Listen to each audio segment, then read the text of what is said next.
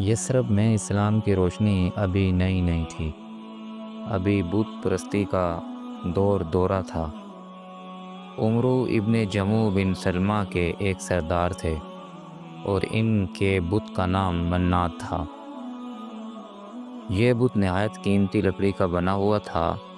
ماہر کاریگر نے اسے تراش خراش میں کوئی کمی نہ چھوڑی۔ عمرو اس کی ہر روز خوشبو میں بساتا، اس کو بناتا سنوارتا، اس کی صفائی کرتا، صبح شام اس کی زیارت کرتا، حتیٰ الامکان اس پر اپنا مال دولت نچھاور کرتا۔ وہ اس کی محبت میں ڈوبا ہوا تھا۔ ایک دن عمرو بن جموع منات کے سامنے نہایت عاجزی کے ساتھ کھڑا ہوا۔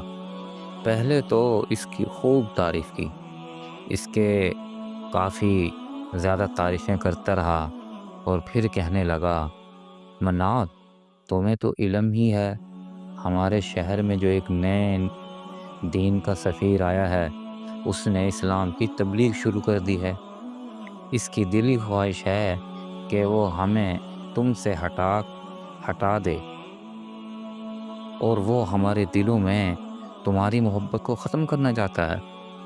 میں اس دو ہاتھ کرنا چاہتا ہوں، مطلب میں اس کے ساتھ لڑنا چاہتا ہوں، اور میری خواہش ہے کہ اس سے صاف صاف بات کروں، مگر میں مناسب سمجھا کہ پہلے تم سے مشورہ کروں اور پھر اس سے بات کروں۔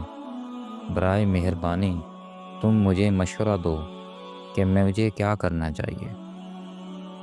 منات نے اس کی گفتگو کا کوئی جواب نہ دیا۔ بھلا بت بھی بولا کرتے ہیں۔ عمرو نے پھر نہایت عاجزی سے کہنا شروع کیا، لگتا ہے تم مجھ سے ناراض ہو گئے ہو۔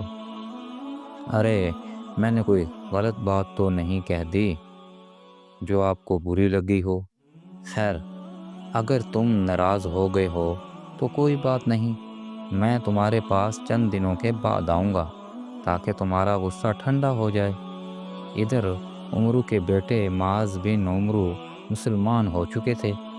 انہوں نے اپنے باپ کے منات سے محبت کا علم تھا۔ انہوں نے اپنے گہرے دوست معاذ بن جبل رضی اللہ تعالیٰ عنہ سے اس بارے میں مشورہ کیا۔ یہ دونوں ہی بنو سلمہ کے نوجوان تھے اور دونوں نے مل کر ایک منصوبہ بنایا کہ رات کو جب والد صاحب سو جائیں گے تو دونوں منات کے پاس آئے، اس کے کندھوں پر اٹھایا اور بنو سلمہ کے کنویں میں پھینک دیا۔ یہ ایک بے آباد کنواں تھا۔ قبیلہ بنو سلمہ کے لوگ اس کنویں میں گندگی پھینکا کرتے تھے۔ صبح سویرے عمرو حسب سابق اور حسب عادت تبرک حاصل کرنے کے لیے منات کی طرف چل دیا۔ جب اسے منات نظر نہ آیا تو بڑا حیران ہوا۔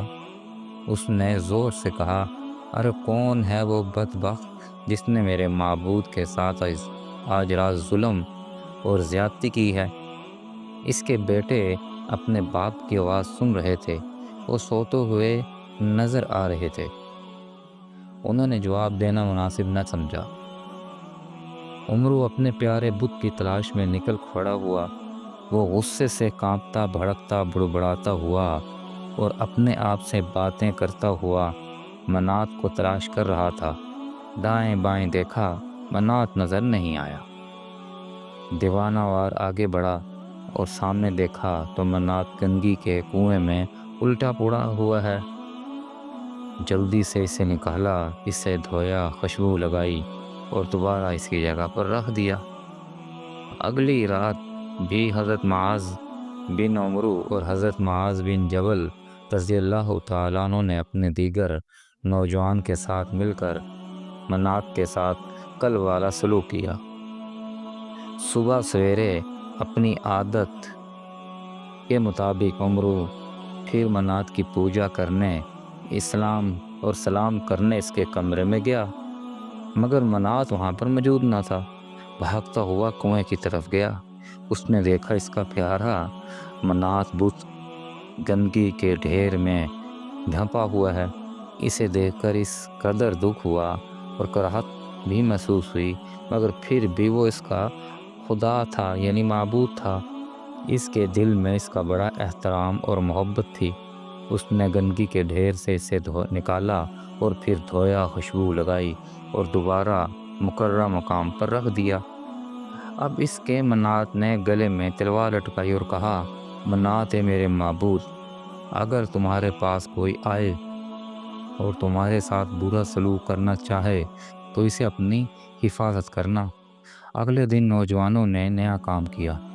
انہوں نے منات کو اٹھایا، ایک مرے ہوئے کتے کے ساتھ اس کی رسی کو باندھ دیا، تلوار کو پرے رکھا اور پھر گندگی کنویں میں پھینک دیا۔ اسی گندے کنویں میں دوبارہ سے اس کو پھینک دیا۔ اگلی صبح بوڑھا عمرو اٹھا، سیدھا منات کے کمرے میں گیا۔ کمرہ حسب سابق خالی تھا اور وہ کنویں کی طرف گیا۔ اس کا منات کتے کے ساتھ بندھا ہوا تھا اور اس کی گندگی سے لت پت تھا۔ تلوار بھی اس کے ساتھ نہیں تھی۔ اب عمرو کو بھی عقل آئی، یہ بت ہے، اس نے اپنی حفاظت کہاں کرنی ہے۔ جب اس نے اپنے پیارے منات کو کتے کے ساتھ بندھا ہوا گندگی میں لت پت دیکھا تو پکار اٹھا، اللہ کی قسم، اگر تم معبود ہوتے تو تم کتا اور اس کے گندے کنویں میں کبھی اکٹھے نہ ہوتے۔ اب عمرو غفلت کی نیند سے بیدار ہو چکا تھا۔ ایمان کی دولت سے سینہ منور ہو چکا تھا۔ حقیقت سامنے آ چکی تھی۔ اس نے اپنے بچوں کو ہمراہ لیا اور اپنے اسلام لانے کا اعلان کر دیا۔ پھر منات کے پاس گیا، اس کو اپنے قدموں سے روندا، اس کے ٹکڑے ٹکڑے کر دیے۔ وہ سوچ رہا تھا، میں کتنا گمراہ تھا، ایک لکڑی کی پوجا کر رہا تھا، میری زندگی کتنے اندھیروں میں تھی۔ اب وہ صراط مستقیم کا راہی تھا، اسلام کا مددگار اور معاون۔ اس کے سامنے ماضی کی کوتاہیوں کو دور کرنے کا ایک ہی راستہ تھا کہ اسلام پر ثابت قدمی سے چلے۔ عمرو نے اپنی اولاد، اپنے مال اور اپنے جان اسلام کے لیے وقف کر دی۔